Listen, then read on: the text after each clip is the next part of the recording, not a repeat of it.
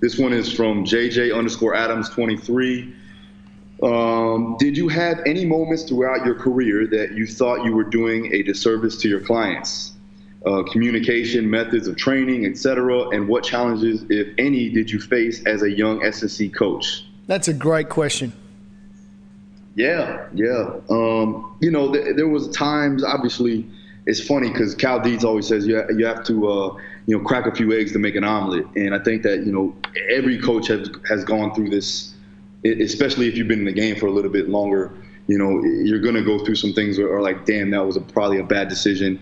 But you learn from your mistakes. And as long as it doesn't, totally skew or make it too detrimental to the athlete to where they can't do their sport anymore, I think that, obviously it's a part of the process, So, don't think that, you're going to be perfect all the time. I think that with me, there's obviously with everything, I ran them through high lactic circuits, doing things like that, trying to make them almost more tired than anything, and not really understanding exactly what they need to do from a periodization perspective, especially with this sport, because they were fighting and I was fighting pretty much every other month. So with that being said, it was very hard to understand a base block system of an approach. So it's like we didn't really know exactly what we wanted to do or how we could actually implement a proper periodization program or protocol to enhance qualities of different phases. Because again, we just didn't have enough time. So with that being said, I think that if I were to say anything, it would have been just running myself and running my teammates and other fighters through the ringer, just like you said. And again, not just performance starts to decrease, but overall quality of health. You start to develop injuries and sicknesses and things like that, and that's something that nobody wants to go through. No coach wants to have their athlete get hurt, especially from an overuse injury. That's even worse. Yeah. So, that's exactly what I would say is been my deal. And as far as like challenges, again, it's always going to be an issue, especially as a young coach, to get overall buy-in from an older client, an older athlete, because you haven't been in the game for that long. But you do need to understand two things. You need to understand the basics behind science and practical application, and then you also have to know how to communicate, and communicate giving the proper respects where respect is due, especially if you're looking at, like for me, coming into American Top Team, working with like a King Mo Lawal, who's been with every strength and conditioning coach under the sun, along with being at the Olympic Training Center.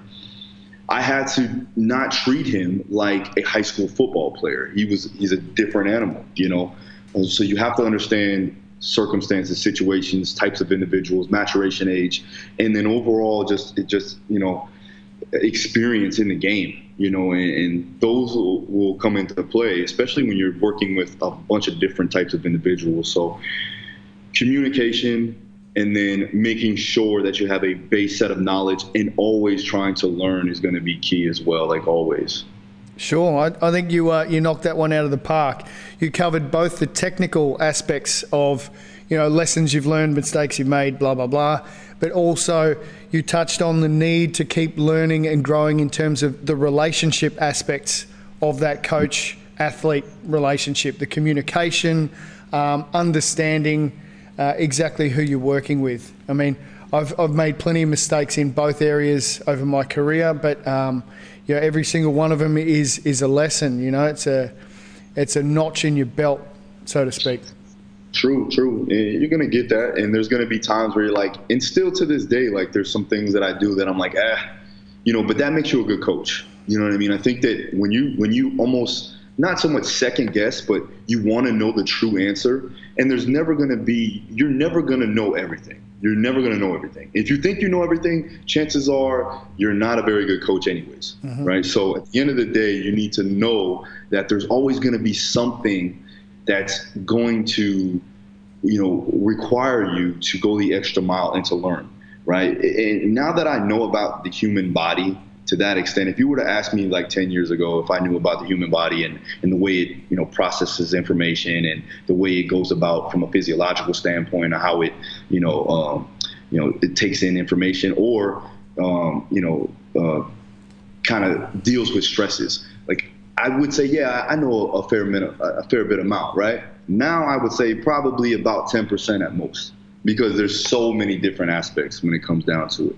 But again, you need to know the basics, and then from there you can start to increase your level of acuity through hierarchies of different types of levels of learning, whether that be from the cellular level all the way up to psychology, right? So there's different realms of coaching that you need to hit on. It's not just about the physiological aspects of coaching or about strength training or about the biomechanics. It's also about the psychological aspect, the mental aspect, having personal ability, knowing an individual. And then again, you have to know the sport. And that's always a key thing that I always harp on with all of my assistants, interns, my mentorees.